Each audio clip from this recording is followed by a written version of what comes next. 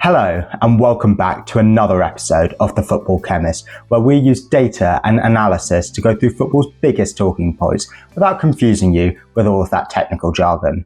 On today's episode, we'll be looking at Brighton defender Jan Paul van Hecke and whether it is time for him to move on to a Big Six club such as Liverpool. The centre-back has shown maturity beyond his years so far in his second full season for Brighton and has really established himself as one of the rising stars in the Premier League, especially at the heart of defence. But is now the time for him to step up, and should a team like Liverpool come calling this summer? Let's find out. So it's been a bit of a weird season for Brighton so far under their new manager Fabian Hürzeler, where they've kind of drifted under the radar a bit, and the player who's drifted under the radar for most for them has been Van Hecke. But who is he? What's his background? What's his style of play? And what can he bring to a top club like Liverpool? So Jan Paul van Hecke is a 24-year-old Dutch centre-back who plays for Brighton. He primarily plays as a centre-back, but has played at right-back at times, and he primarily likes to occupy that right centre-back role. However, he has been known to play on the left side of the two centre-backs. Like most recent Brighton stars, he's come from relative obscurity. He was signed from NAC Breda, who are currently sitting 10th in the Eredivisie, and unlike some other Dutch clubs, they don't really have that much of a reputation for producing star talent. The most notable player I could find on their roster over the last few years was Cuco Martina. Remember him? But anyway, he signed for Brighton in 2020 for a paltry €2 million. Since then, he's gone on a couple loans from Brighton, including a year at Blackburn Rovers in the Championship. But then he came back to Brighton, and since the start of last season, he's really established himself as a starting centre-back. He has been a core member of Brighton's team, especially this season, and he has really kicked on. He hasn't looked back since he got that first opportunity in the Brighton team. And that's why in December, I decided to sign him in my fantasy football team, where he was a moderate success. He was owned by fewer than 1% of players. And that is why I should probably declare a bit of a conflict of interest, because I was always very fond of him when he would get me some points. But anyway, you're not watching this video to try and find some FPL tips on how to be a mid-table FPL manager. You're here to find out more about Van Hecke. So the first thing I noticed when I kind of watched Van Hecke's style of play, both by looking at his stats and by watching him in matches, was he just absolutely reeks of Brighton.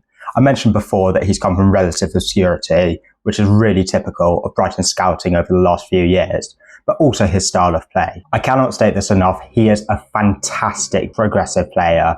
His stats for this are unbelievable compared to other centre-backs, not just in the Premier League, but in the world. There is a very good argument to say that he is one of the best in this metric. This is no exaggeration at all either. His passing statistics are up there with some of the best in the league. He's third in the league for progressive passes, he's second for the most completed long balls, and he's got the best percentage of the 17 defenders in the league who have completed 100 or more long balls. He's also third for passes into the final third, and when you look at some of the names that he is around, you can see why he is being considered as one of the rising stars of the Premier League, who's ready to become a Big Six player. Van Hecke's ball-carrying abilities are also out of this world. Just take a look at this graph here and see how he compares to other Premier League defenders. Not only is he leading the way for the total carrying distance, but he's also leading the way for progressive distance, and this is by quite some way too. He is absolutely outstripping the likes of Guardiola and Van Dijk, who are renowned for doing this for City and Liverpool, two teams who love to dominate the ball, play out from the back and really carry the ball forward rather than playing the ball forward with passes. Big clubs need centre-backs who are comfortable on the ball and happy to carry it into midfield, where they can then try and find a pass into the final third rather than just passing it to a fullback or passing it to a midfielder, where the game gets a bit slower and the defence doesn't get as stretched. And his ability to fight it with the big boys in the Premier League is evident when you take a look at this graph too. Here we're comparing the passes into the final third with the carries into the final third. There's two different ways that you can use your defenders to get the ball up the pitch.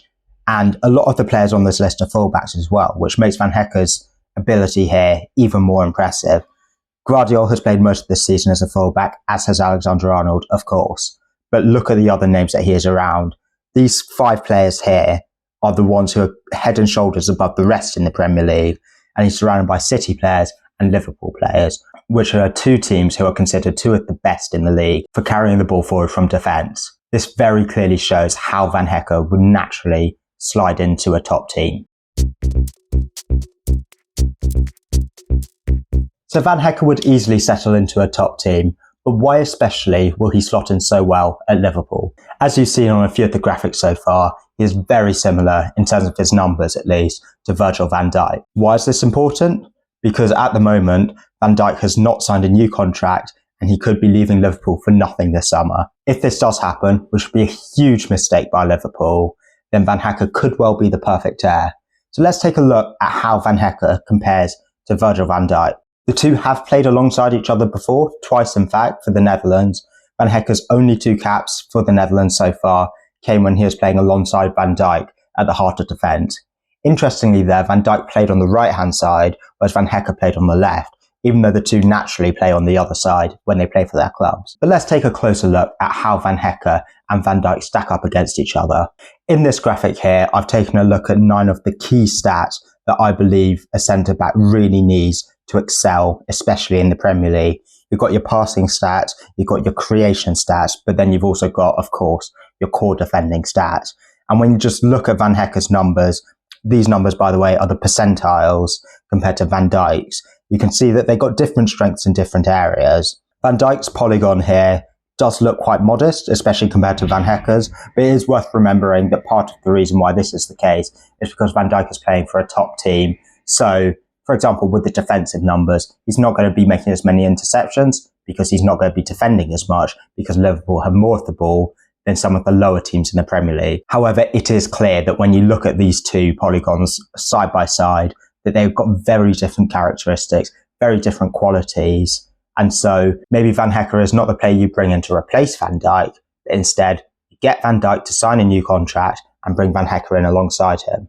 Because one of the issues that Liverpool have had recently that has not been talked about enough is a significant lack of depth in centre-backs.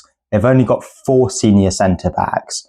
Van Dijk is out of contract at the end of the year. Ibrahima Konate and Joe Gomez, who have both had a lot of injury problems so far in their Liverpool career, and Gomez was linked with a move to Newcastle back in the summer, and Jarell Quansah, who is still very young and still quite inexperienced, and so will not be consistently starting for Liverpool for at least a year or 2. But if Van Hecke were to arrive, you'd imagine that he would provide a lot of competition with the other centre-backs should he be playing alongside Van Dijk and competing with the likes of Konate or Gomez or Quansah for that second spot in Liverpool's starting 11. Because when you compare him side by side with Konate, you can see that he does actually outclass him in pretty much every single metric.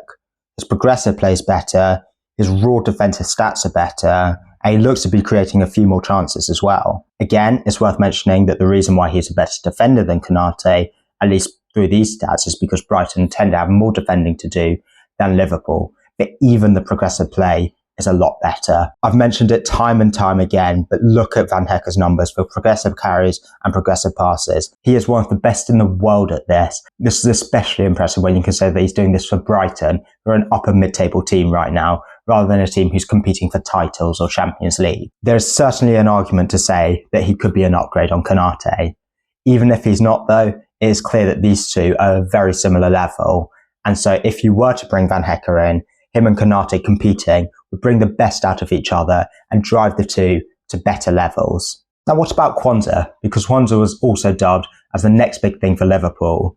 Arne Slot even started him in his first Premier League match in charge, although he did sub him off at half-time, so clearly he saw something that he didn't especially like, and maybe he wants to nurture Quansah a bit more. And interestingly, when you compare Van Hecke's polygon with Quansah's, we see that they are very contrasting in terms of their playing style. Now, head-to-head, this might be a bad thing, but if you play them side by side, you can really see how they complement each other's weaknesses, so you get the best out of the two of them. If Van Dijk were to leave this summer, could Quansah be Van Dijk's heir and play Van Hecke on the other side of him? It would be an inexperienced pairing, and it'd take time for them to get familiar with each other's styles of play, but definitely long-term, this could be something that Liverpool do need to consider.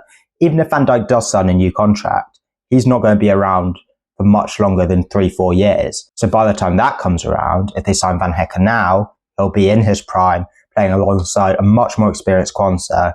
And this could be something that Liverpool can be planning 3, 4, 5 years in advance. Unfortunately, I wasn't able to compare Gomez in the same way because Gomez's stats are skewed by the fact that he has played a few games at right back, so it wouldn't have been fair to compare them in this metric.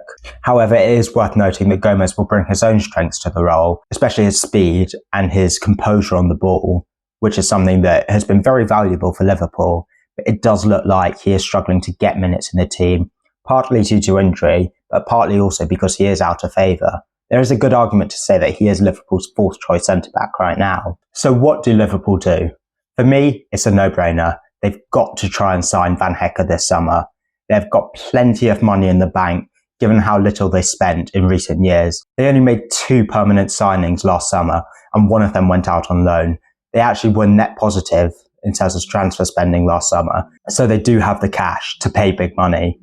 And Van Hecke won't even cost big money. I'd be surprised if he is any more than 50, 60 million, and Liverpool can easily afford this. He is exactly the kind of signing that Liverpool traditionally make. They don't go for Galactico players, they go for younger players who still have potential, who they can almost mould into their system a bit more. They do love doing business with Brighton. They signed Alexis McAllister from them a couple of years back, and also put in a club record bid for Moises Caicedo, who eventually went to Chelsea, of course. Therefore, there is that good relationship between Liverpool and Brighton. You have players like Milner and Lallana who've moved the other way, so negotiations should be pretty good between the two. They can even use Gomez as collateral, as I mentioned before. He seems to be out of favour at Liverpool and will be looking to get regular minutes and deserves to be playing for a top Premier League club such as Brighton, where I think he can really flourish. Of course, Liverpool will have other areas where they'll need to strengthen in the summer, and that is why someone like Van Hecke could be important, because he won't cost too much and they'll still have money to reinvest in other positions. But what do you think? Are you a fan of Van Hecke's? Do you know that much about him? Do you think it is time that a top Premier League club comes in and signs him? Please let me know what you think in the comments below and give this video a like if you like what you've seen. Also, feel free to subscribe if you want to see more videos like this. If you want to see more behind the scenes content, give us a follow on Instagram. I'll see you next time.